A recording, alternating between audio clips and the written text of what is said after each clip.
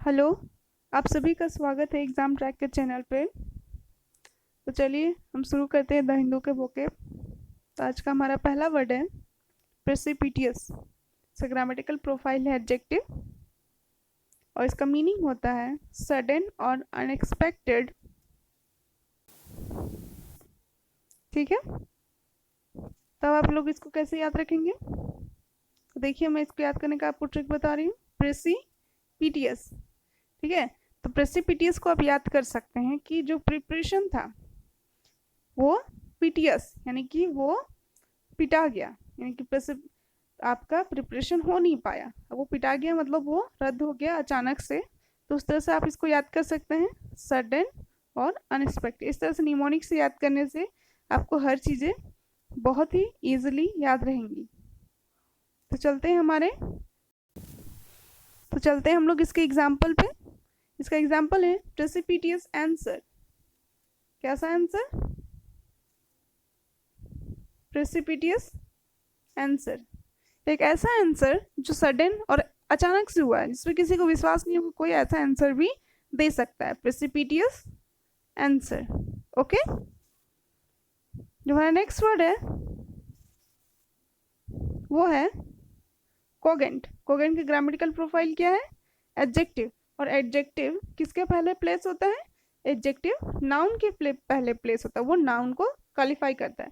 तो आप इसको फिल इन द ब्लैंक्स में बहुत इजीली इसको कवर अप कर सकते हैं। कहीं भी नाउन है वहीं पे कोगेंट लगेगा। ओके, इसलिए ग्रामेटिकल प्रोफाइल जानना बहुत ही ज़्यादा ज़रूरी है। इसका मीनिंग क्या है? परसुएसिव एंड एक्सप्रेस, जो मतलब अपनी बात को मना सकता है, जो मनवा लेता है अपनी बात को, उसको हम लोग बोलते हैं परसुएसिव। एंड वेल एक्सप्रेस मतलब जो बहुत ही अच्छे से किसी चीज़ को एक्सप्रेस करता है, एक्सप्लेन करता है, आप उसको क्या बोलेंगे? ओके, तो आप कोगेन को कैसे याद रखेंगे?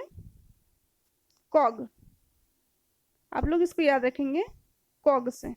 ओके, कॉग से याद रखेंगे आप फॉग।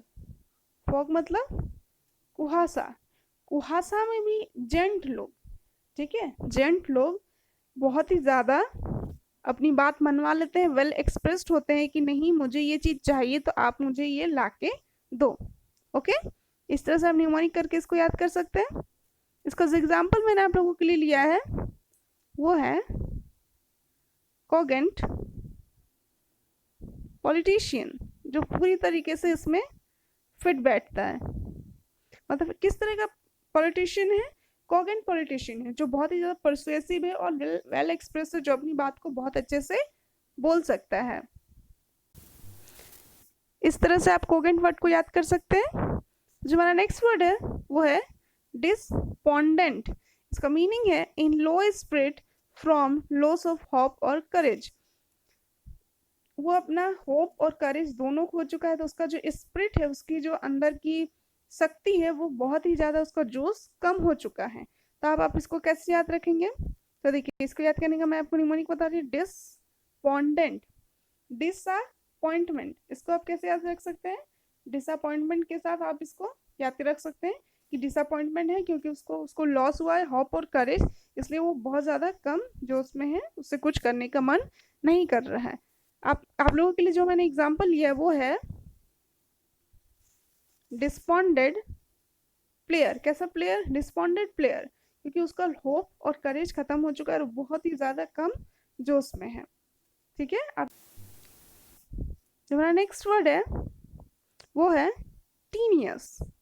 टीनियस का ग्रामेटिकल प्रोफाइल है एडजेक्टिव और इसका मीनिंग है लैकिंग सब्सटेंस और सिग्निफिकेंस। एक ऐसा चीज जो लेकिंग सब्सटेंस और सिग्निफिकेंस, उसका जितना क्षमता होना चाहिए, जो चीज उसकी कैपेबिलिटी होनी चाहिए, वो उससे कम है, तो उसको हम लोग क्या बोलेंगे? टीनियस। ओके, अब टीनियस को कैसे याद रखेंगे? इसका निमोनिक। ओके, तो निमोनिक जो मैं आप लोगों को बताने के लिए जा रही हूँ, टीनियस, टीनियस। तो टीन से आप याद रखेंगे टीन का सामान। ओके, टीन का सामान और अस मतलब हमें।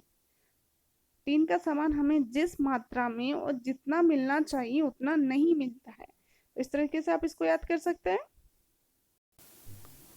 जो मैंने आप लोगों के लिए इसका एग्जांपल लिया है वो है टीनियस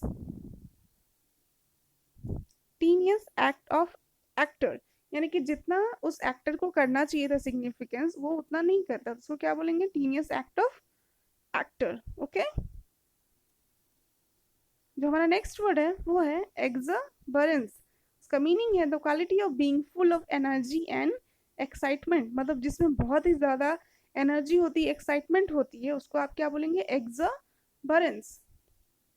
यानी कि एक्सो को आप याद रख सकते हैं एग्जिट, और बरेंस से आप याद रख सकते हैं वर को, यानी कि वर के एग्जिट होने से, बाहर आने से सारे लोग बहुत ही ज्यादा एनर्जेटिक और एक्साइटमेंट हो गए।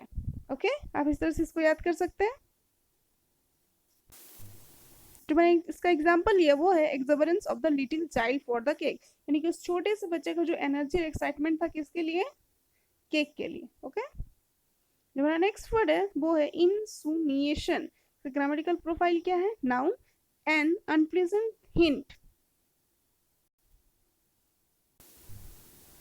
एन अनप्लीजेंट हिंट और सजेशन ऑफ समथिंग बैड, यानी कि किसी चीज का किसी को सजेशन या फिर हिंट कुछ गलत तरीके से देना, उसको हम लोग क्या कहेंगे, इंसुनिएशन। इसका जो एग्जाम्पल है वो है he criticise his opponent by insinuation rather than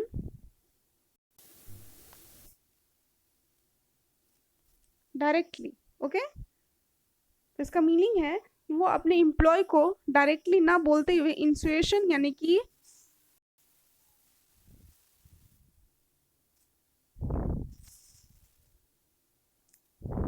आपका समझ के एक इशारा देते हुए गलत तरीके से वो उनको बोलने की कोशिश कर रहा है। इस तरह से आप इसको याद कर सकते हैं।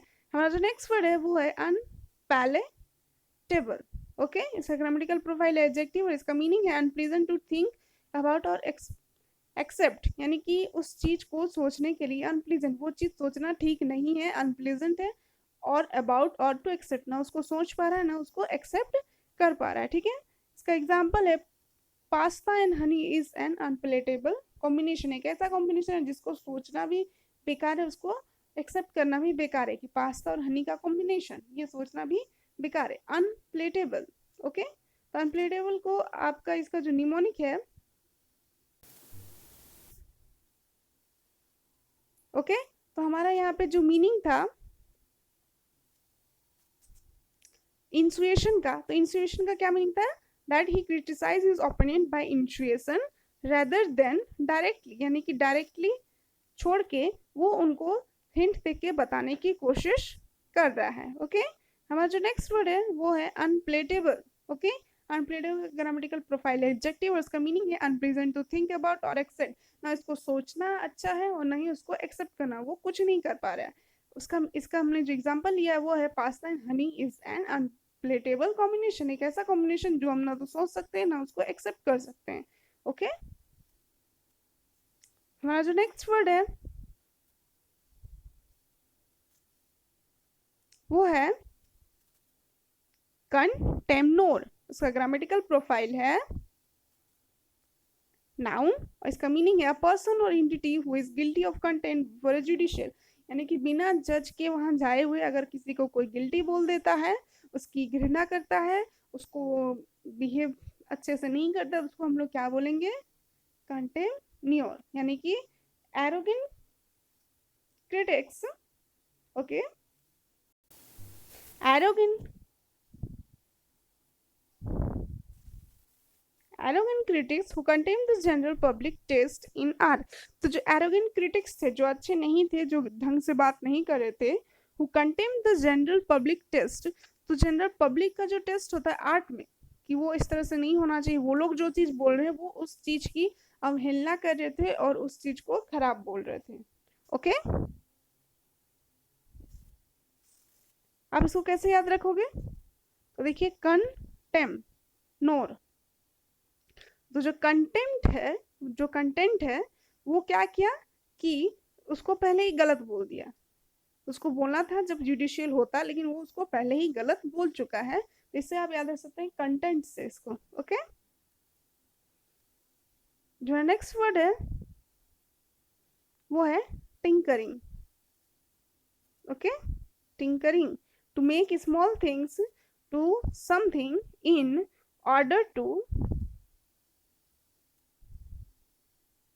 improve. Okay,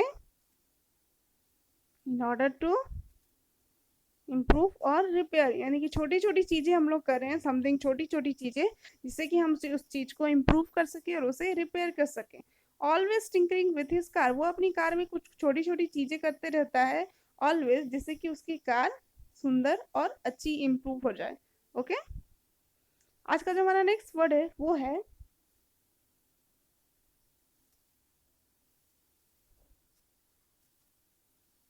वीर।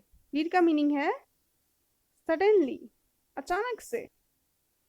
ओके, अचानक से चेंज इन ओपिनियन, सब्जेक्ट और टाइप ऑफ बिहेवियर, यानी कि जब आप अचानक से अपना बिहेवियर चेंज कर लेते हैं, पता ही नहीं था लेकिन फिर से अचानक से चेंज कर लिया, तो उसको वीर। तो वीर लोग आप ऐसे याद कर सकते हैं कि जो वीर लोग होते हैं वो लोग अचानक से अपना चीज को चेंज कर लेते हैं। इस तरह के निमोनिक से आप इसको याद कर सकते हैं।